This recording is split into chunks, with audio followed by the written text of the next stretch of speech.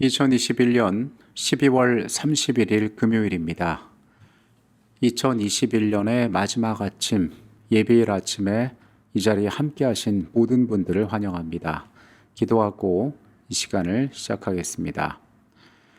은혜가 많으신 아버지 하나님, 지난 한 해 우리의 생애의 모든 시간 가운데 함께 계셔서 삶을 인도하시고 하늘의 귀한 것들로 매 순간 보여주심에 감사드립니다. 주님, 우리에게 베풀어 두신 그 모든 은혜들을 세어보게 하시고 또 새로운 한 해 하나님 안에서의 우리의 삶을 꿈꾸게 하여 주시옵소서. 오늘 이 시간에는 지난 한 주 동안 우리가 나눴던 말씀들을 다시 한번 살피고 그 교훈들을 되새기기를 원합니다. 주님, 우리가 같이 할 때에 하늘의 지혜를 더하셔서 우리 가운데 귀한 깨달음 있게 하시고 새해 우리가 살아가는 모든 삶에 있어서 하나님의 선한 뜻과 하나님의 계획들을 이해하고 실천할 수 있도록 함께하여 주시옵소서. 각자의 삶이 가진 세상에서의 문제들, 우리의 염려들 주님께서 아시겠사오니 모든 것들 가운데 함께하심으로 주의 안에서 우리가 안전함을 누리도록 또한 우리에게 같이하여 주시옵소서. 주의 친절한 손길 가운데 우리가 은혜를 누리는 한 시간이 되기를 원합니다. 예수 그리스도의 이름으로 기도합니다. 아멘.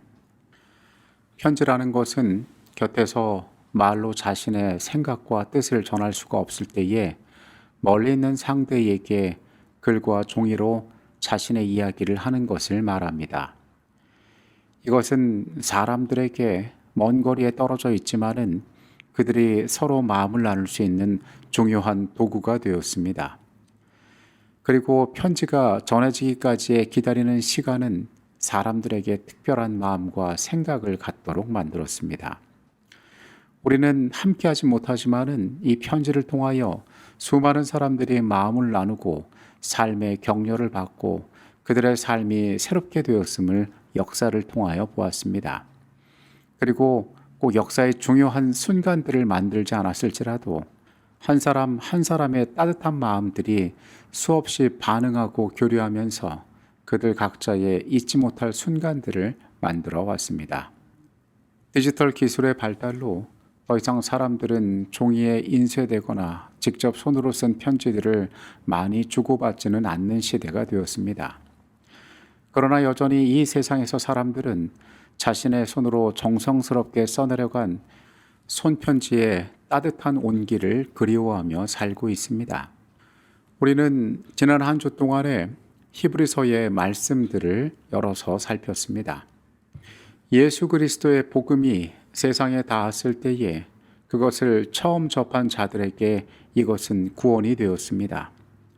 그들의 세계에 가장 절실한 필요를 알고 오셨던 예수께서는 그들의 이 생에서의 필요뿐 아니라 영원한 필요까지 그들에게 공급하셨던 것입니다. 복음을 만나고 그 개인의 삶이 변하고 죄의 문제로부터 자유하며 자신의 생애에 중대한 변화를 맞은 그들에게 하나님께서 부어주신 축복들은 실로 놀라운 것이었습니다. 예수께서 약속하신 성령께서 초대교회에 함께 임하였습니다.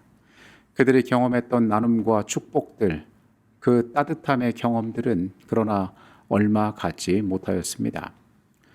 그들은 핍박과 어려움과 마주하게 되었습니다. 옥에 갇히고 매에 맞았으며 사람들로부터 멸시받는 세상에서 유리하는 자들이 그들이 되었던 것입니다. 예수께서는 더 이상 세상에 계시지 않았습니다. 사도들은 그들의 세계 가운데에서 여전히 그리스도의 능력을 전했지만 하나둘 사라져 갔습니다. 여전한 확신과 믿음 가운데에서 그들이 서서 살아가기를 원했지만은 보이지 않는 순간마다 그들의 삶은 조금씩 지쳐만 갔습니다. 악한 영은 가만히 있지 않았습니다. 그 시대를 지배했던 수많은 다양한 사상들의 이름으로 교회를 흔들어 놓았고 세상의 핍박 가운데 백성들을 낙심시키고자 하였습니다. 믿음의 공동체는 흔들리는 것처럼 보였습니다. 이러한 시대에 사도는 그 교회를 향하여 편지를 썼던 것입니다. 히브리서의 말씀은 세상에서 만나는 이러한 고난에 대하여 외면하지 않고 있습니다. 너희의 삶이 이러한 것들을 만나는 것에 대하여 하나님께서 알고 계심을 우리는 말씀을 통하여 깨닫게 됩니다. 그리고 여기에 그치지 않고 그 교회를 향한, 고난을 당한 개인들을 향한 특별하고 따뜻한 위로들이 말씀 가운데 전해지고 있습니다.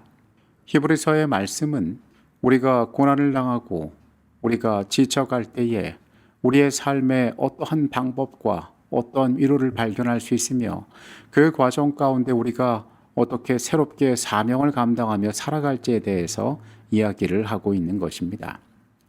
성경은 우리의 믿음의 선조들의 삶 가운데에 이러한 경험들을 이야기합니다. 그 가운데 한 사람이 바로 엘리야입니다. 우리가 아는 엘리야는 선한 것을 좀처럼 찾아보기 어려웠던 북방 이스라엘에서 사역했던 능력 있는 선지자였습니다. 그는 땅에 기근을 가져오는 선언을 했고 그리시네가에서 생명력을 공급받았으며 갈멜산 위에서 850대 1의 싸움을 싸워냈던 하나님의 용감한 선지자였습니다. 그런 그가 이 모든 능력을 체험한 후에 이세벨의 한마디에 낙심하여서 쓰러지는 모습을 우리는 성경 가운데 보게 됩니다. 목숨이 지나도록 도망간 그는 자신이 그의 열조들보다 낫지 못하며 그의 생명을 거두어가라고 자포자기의 말을 내뱉습니다. 하나님께서는 그를 책망하지 않으십니다. 사명 가운데 지쳐 낙심한 그에게 먼저 그의 육신의 필요들을 공급하십니다. 그리고 그가 정신을 차리고 하나님 앞에 원망의 말을 내뱉을 때에 하나님께서는 조용히 그분 자신을 드러내시고 그에게 사명을 새롭게 하십니다. 그가 결코 외롭지 않음을, 하늘의 능력이 그를 두르고 있음을, 그리고 사명을 감당할 때에 그가 하나님의 일을 하게 될 것을 이야기하고 있는 것입니다. 히브리서의 말씀은 이렇게 우리에게 소개합니다.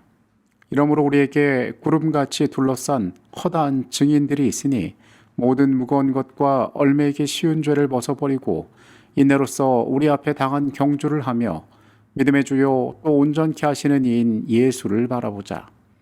그는 그 앞에 있는 기쁨을 위하여 십자가를 참으사 부끄러움을 개의치 아니하시더니 하나님 보좌 우편에 앉으셨느니라.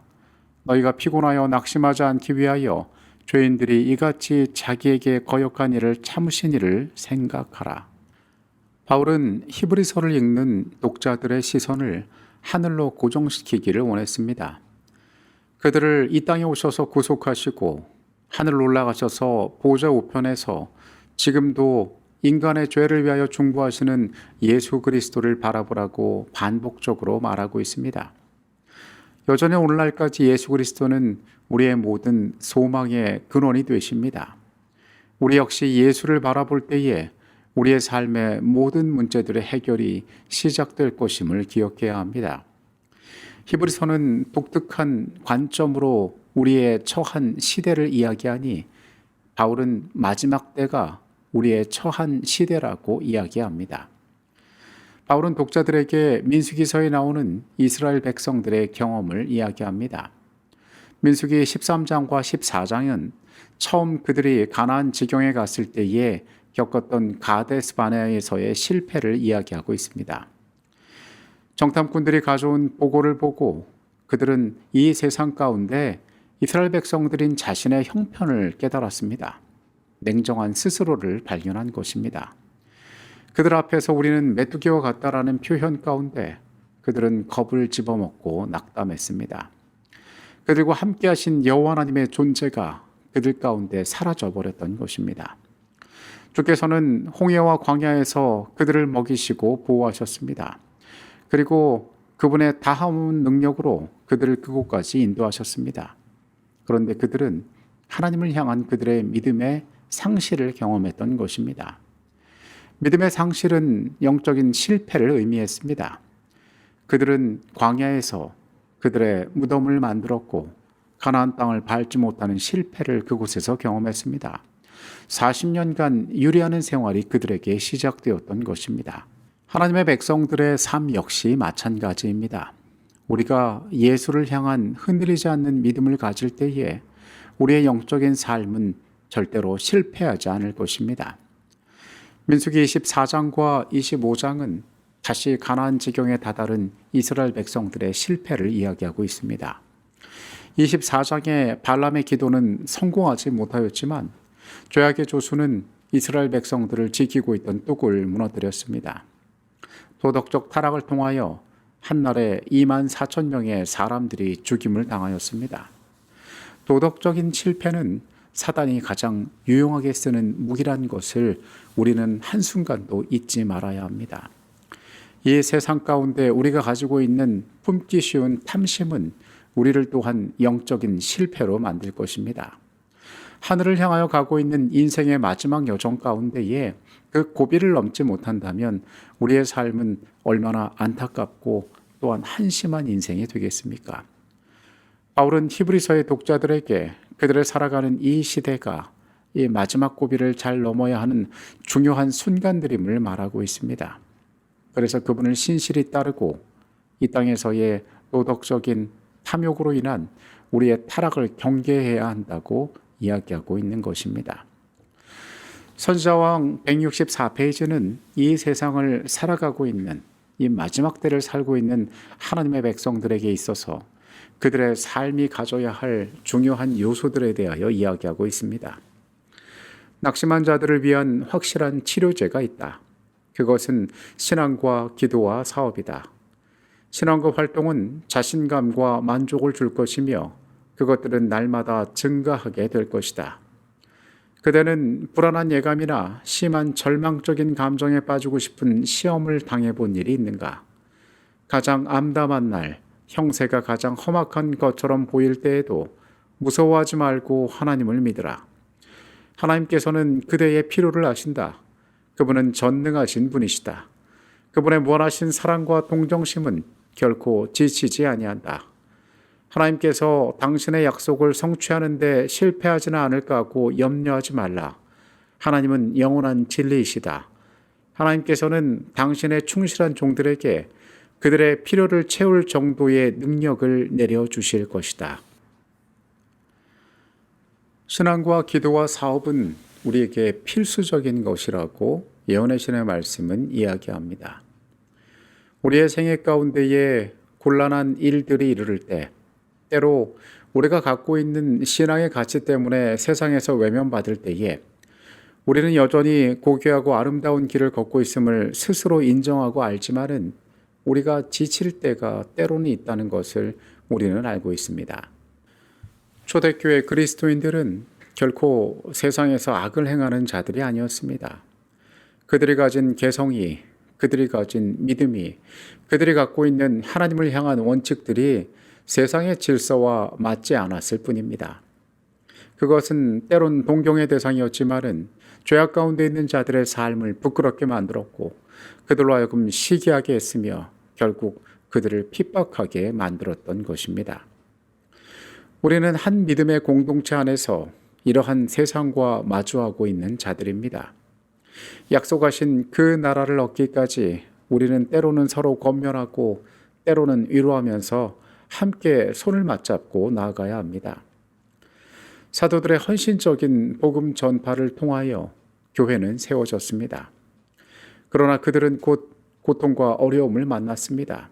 그런 교회를 향하여 바울은 히브리서의 편지를 보내고 있습니다. 바울은 보좌 우편에 계신 예수 그리스도를 우리 앞에 소개합니다. 그리고 그분을 바라보고 우리의 삶의 것들을 점검하고 믿음 가운데에서 이 싸움을 싸워나갈 것을 이야기하고 있습니다. 하나님께서 히브리서의 편지를 통하여 우리의 삶에 주신 따뜻한 온기를 기억하게 되시기 바랍니다. 그분이 우리에게 말하기 원하셨던 그 위로가, 그 소망이, 그 아름다운 가치들이 우리의 생애 가운데에서 열매 맺게 되기를 간절히 바라겠습니다. 기도하시겠습니다. 아버지 하나님, 마지막 시대를 살아가는 우리의 삶을 향하여 하늘의 위로를 전하여 주시니 감사합니다. 주께서 우리가 이 땅에서 얼마나 고통당하는지를 아십니다. 우리의 삶이 어떤 낙심 가운데 빠질 수 있는지 아십니다.